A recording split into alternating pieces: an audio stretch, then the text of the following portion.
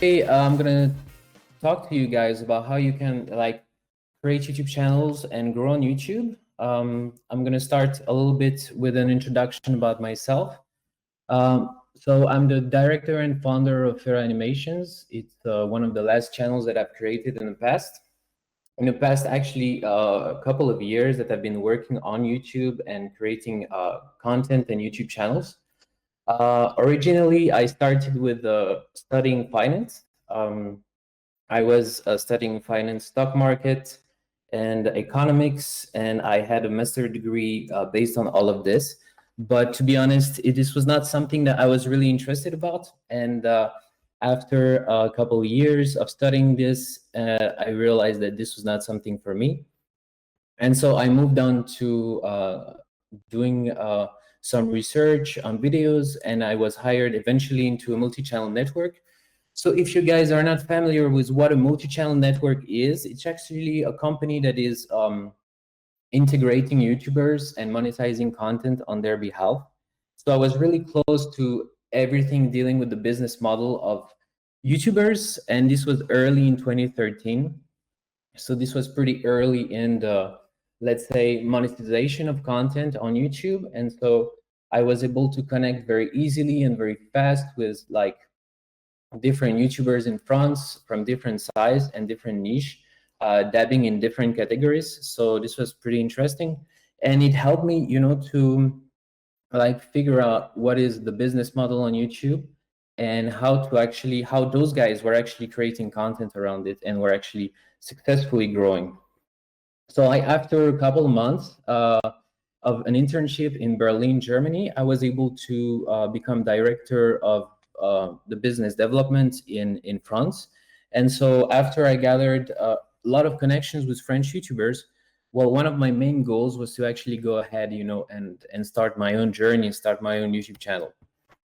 So the first thing that I did was actually through video editing software. Back in the days, again, it was 2013, 2014. So I was using something called Windows Movie Maker, which actually still exists. It's not free anymore, but back in the days used to be free. As I noted there, Filmora would have done probably a better job at this, but it was enough for me. And I was doing videos on politics, on news. I was not actually like putting myself on camera, but I was just making compilations of like really impactful moments in the French politics and the French news. And it was kind of, let's say, trendy back in the days. There was all these movements, all those new voices that were heard on the internet and that nowadays are actually mainstream. And so I was able to grow different channels, mostly thanks to search engine optimization. So search engine optimization is basically everything that you're going to put in your title, your description of your video. It also is somehow your thumbnail, and it's the tags, and it's like everything technical about your video that you're gonna reinforce when you publish one video on YouTube. And back in the days, it was really easy to grow thanks to this method, basically, of putting tags and keywords and all of those things. Obviously, the algorithm really evolved. It's not as easy to grow now on YouTube than it was like in 2014. But I would say that SEO was maybe not the smartest way to go, because now there are like leverages that are a lot more important, and we're going to talk about this. My evolution personally, so I created a lot of channels starting 2014, 15, 16. Those were a lot of compilation channels, and I was really in the mindset of, like I said, growing through SEO, trying to grab as much audience as possible. But at the end of the day, I realized that what really matters when you're about to create a YouTube channel is to create something original, something different, and to be able to create a brand out of it, to put your impact in your channel. And in that sense, this is when I started to create Fair Animations. And on Fair Animations, we are doing our best. We're obviously, as you can see here, we're surfing on big trends. So it's gaming parodies, and we're using this to create our own content and to develop our own brand. So the channel is still pretty young. It's like 6 or 7 months old. We are now between 500 and 600,000 subscribers. And we've been able to grow this way through different methods that I'm going to describe just in the next slides. So the goal of today is really explaining how you can grow on YouTube and also understanding how the algorithm works. Like I said in the beginning, SEO really helped me out. So search engine optimization really helped me out in the beginning. And I'm constantly looking for ways to understanding where YouTube is going and where other platforms are going. Like you can see in this slide, for example, TikTok is obviously taking off, and it's so important now to understand how this platform works. That the point is to explain you this today and to make sure that you understand it good and that you can eventually start your own journey as well. So the number one thing that, to be honest, needs to be discussed for YouTube content especially is everything dealing with titles and thumbnails. So this is what you could call the optimization of the video. I put Mr. Beast here because he's the one that's very vocal about this. He's been talking about it quite a lot. And you can see that he's mastering this marketing technique. You could call it packaging as well. It's all about packaging your video, your content into a singular title and thumbnail that are consistent together, that tell a story, and that are surprising enough for the viewer to click. Some would call it clickbait. It depends on the kind of YouTube channels. But at the end of the day, if you want to dig deeper into that marketing strategy, is to really think that you need to put yourself in the shoes of your audience. You need to develop a strong empathy towards your audience. That's why it's always easier when you're going to pick a niche that you're passionate about. Because if you're doing this, then you're doing content that yourself you would watch. And in that sense, it's way easier to understand what people are interested when they're going to watch your content.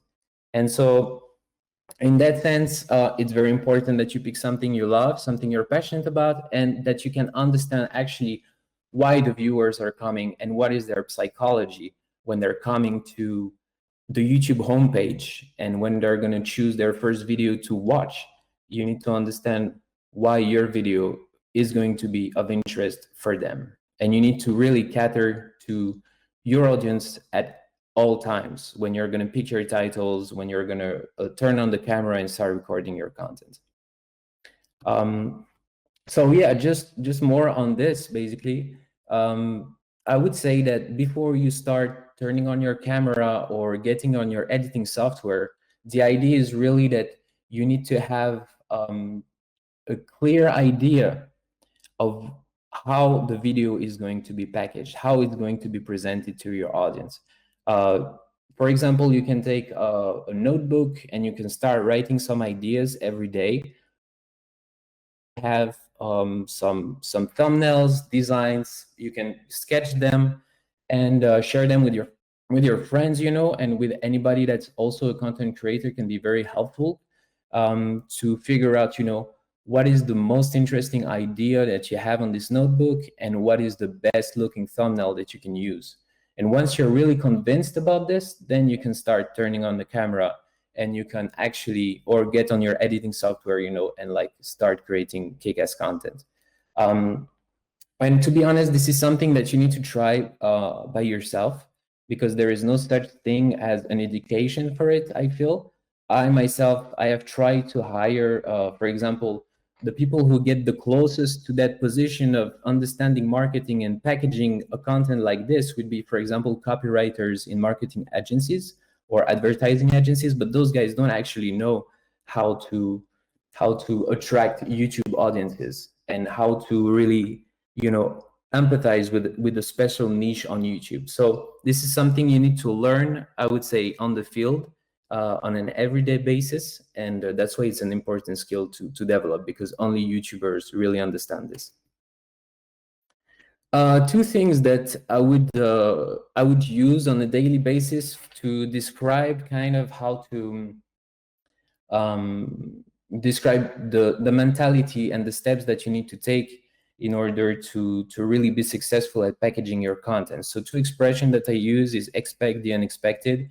You can see in the thumbnails of Mr. Beast, for example, here, he's always looking really surprised. All of the YouTubers are doing those faces of looking really terrified or really extremely happy or with strong emotions, for sure. Because they want people to believe that what the content they're about to see is going to be extremely unexpected. And even if the topic of the video might be a little bit dull, you can twist it around with a thumbnail and make the people understand that what they're going to see is something they couldn't see anywhere else, simply. And the second motto that I have is do what they can't. Obviously, it's very straightforward. People love to watch content and watch other people do stunts and crazy stuff that they wouldn't dare doing themselves. And this is why a lot of content is successful. So don't forget to use those ideas and use them to package your videos as good as possible. The second point that's really important, at least YouTube says, is the audience retention. So the audience retention on a video is how long the people are watching your video. And for this, YouTube has been saying for years, I'd say since probably 2016, that this is the #1 factor that is going to make you get a lot more views than usual.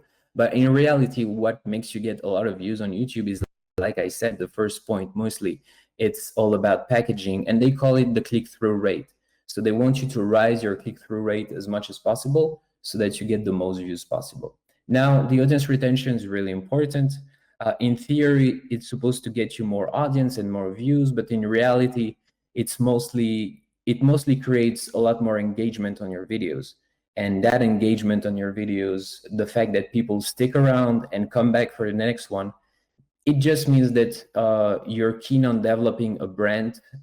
People are keen on sticking with you, and they're keen on buying your services or your products. So there was a famous marketing quote who was saying something like, you only need 1,000 loyal fans to make a good living. And it's true. If you have like a really good audience retention on at least 1,000 people, then you may have a lot of people buying your products. So my thoughts on the evolution of the artificial intelligence. I think TikTok is a really good example because of what could come next, because YouTube has been talking so much about audience retention, but it's really hard to apply on really long videos, and it's really hard to figure out how an audience retention is going to impact the number of views. But on TikTok with short videos, they actually succeeded to implement this perfectly, because the only factor that is going to bring your TikTok video to go viral is how many times the video was watched on repeat by the viewer. And so they just calculate the audience retention on a video, and depending on this, your video will go viral or will not go viral. So it's quite interesting to see that on TikTok, you don't have the homepage when you go on YouTube, for example. You have the homepage and then you need to make a choice. On TikTok, you absolutely have zero choice. The content is proposed to you by the algorithm who believes what fits best for you. And it actually works because it's all based on audience retention. So I believe that for sure, YouTube is going to go more and more for this same kind of algorithm because it's shown that it's working extremely well. Yeah, definitely. Those are some points that I just talked about. I think that the algorithm made by TikTok is going to be overwhelming in the future, because also people don't like to make choices. People like to be guided as much as possible. And this is why TikTok is very addictive. And I myself didn't use the app like at the beginning. When it was Musical.ly, I knew about the name, but I was not using the app.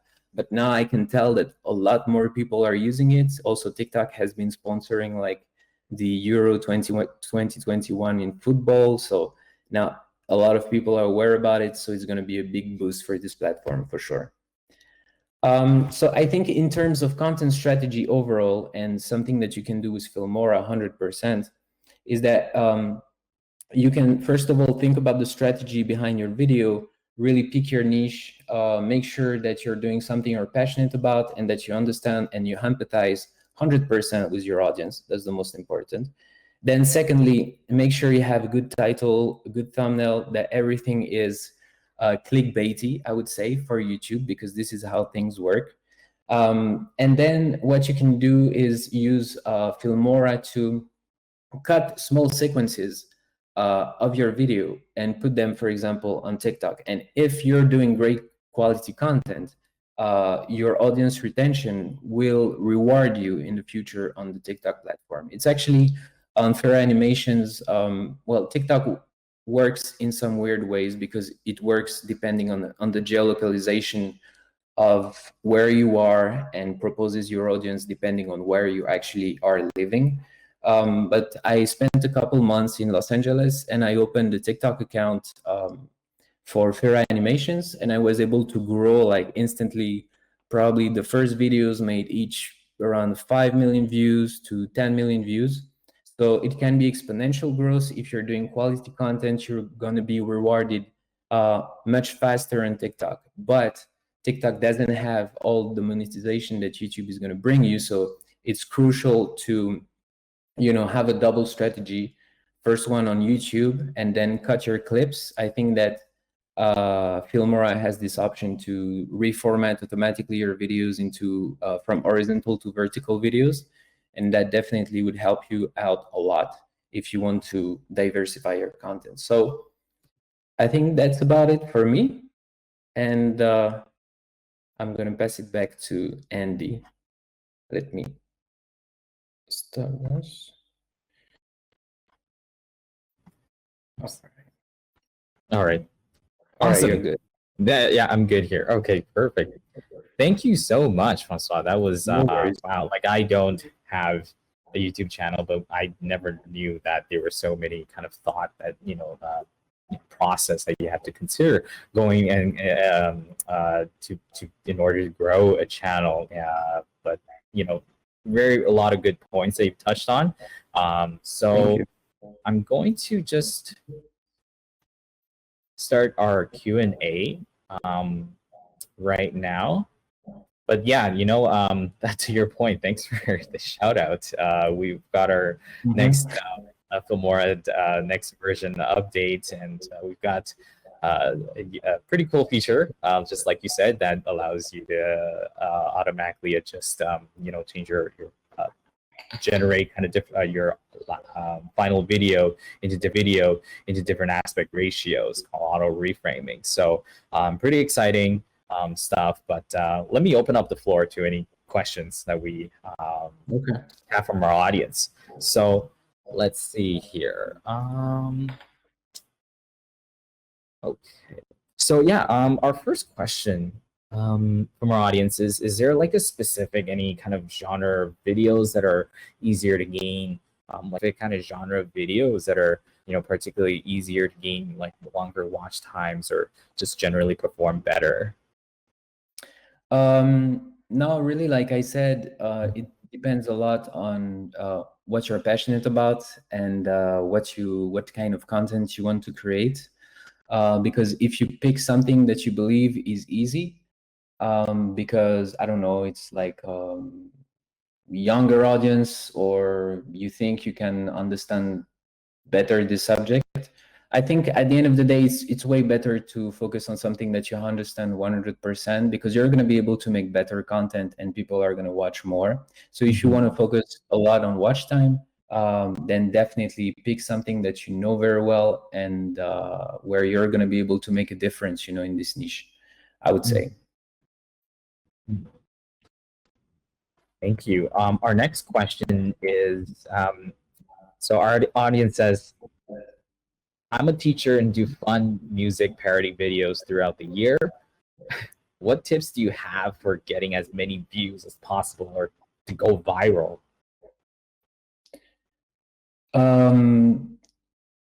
Okay, so for music videos, yeah? Yeah, music parody videos. Yeah, well, I think that for this, I have to direct the viewer to TikTok 100% because TikTok is focused on music and especially music parodies, music remix. So I think this is the best way to really blow up on social media. But you can then, it's all about taking your content and reformatting it for different platforms at this point. Because each platform is kind of copying their algorithms and their way of presenting content. So you could do stuff for TikTok, for example, and then do a compilation for YouTube, and make a longer video there. I think that could be helpful.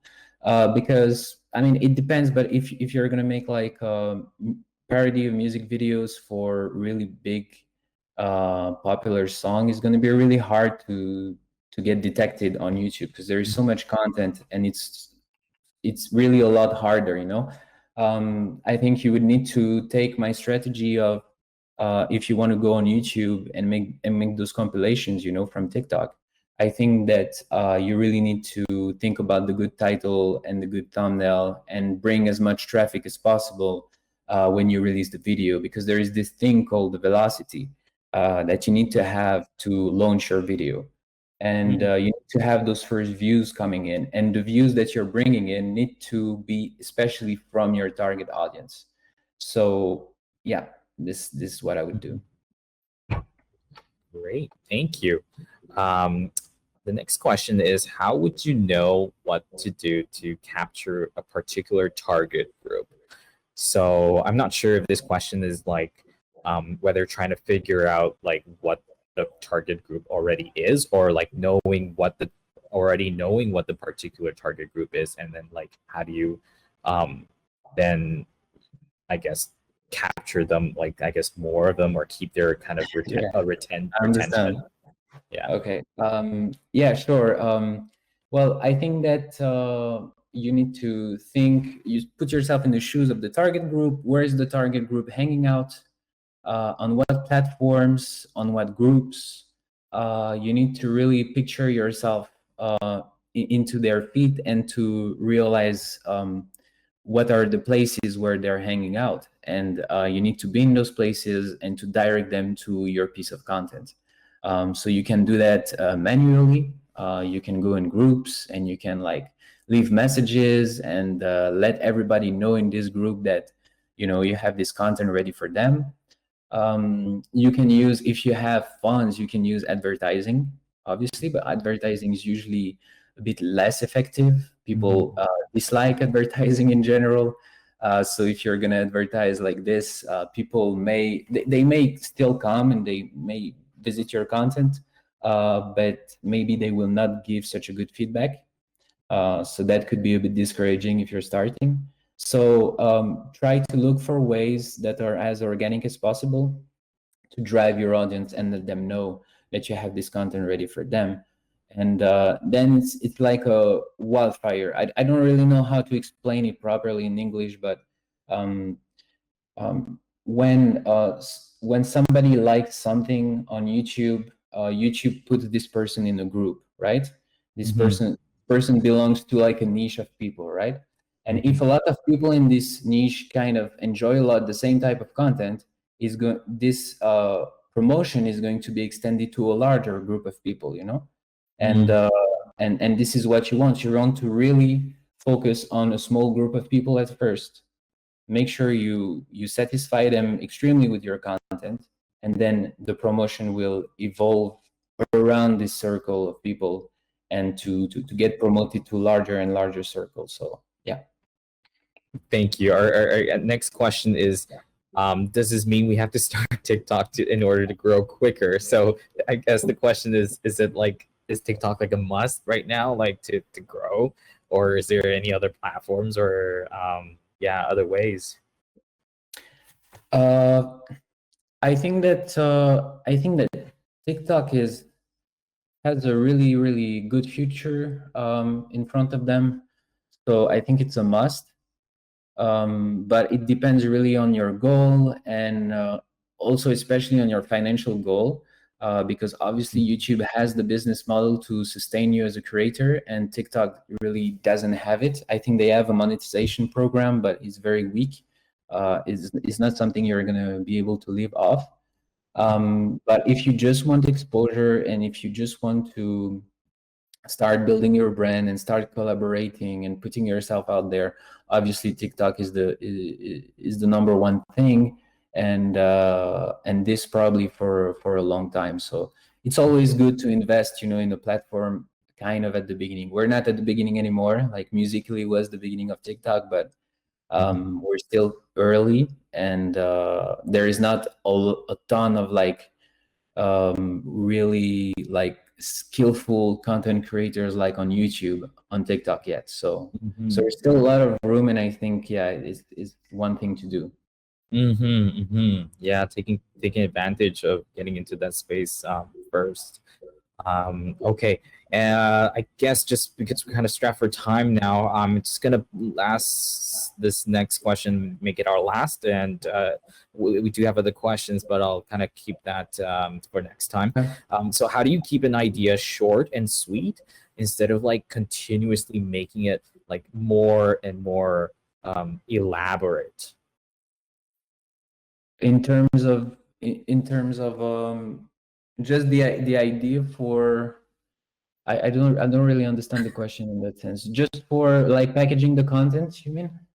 I guess instead of maybe trying to interpret the question as well, perhaps instead of trying to make your content longer by elaborating on it a little longer and longer, how do you try to keep an idea kind of bit is it beneficial to keep it short and sweet because there's that watch time maybe metric involved? Yeah, so I'm not in my stuff, I was not really referring to actually the content creation in itself. It was more about the strategy before you start creating the content. So about the watch time, it's a bit twisted because YouTube is pushing you to do longer form video content. They also announced lately that if you're doing shorter video content, like the shorts, for example, then you will not be monetized. So financially, you won't be supported. If you do really short, like 1 or 2 minutes, it's going to be the same. Your monetization is going to be a little restricted.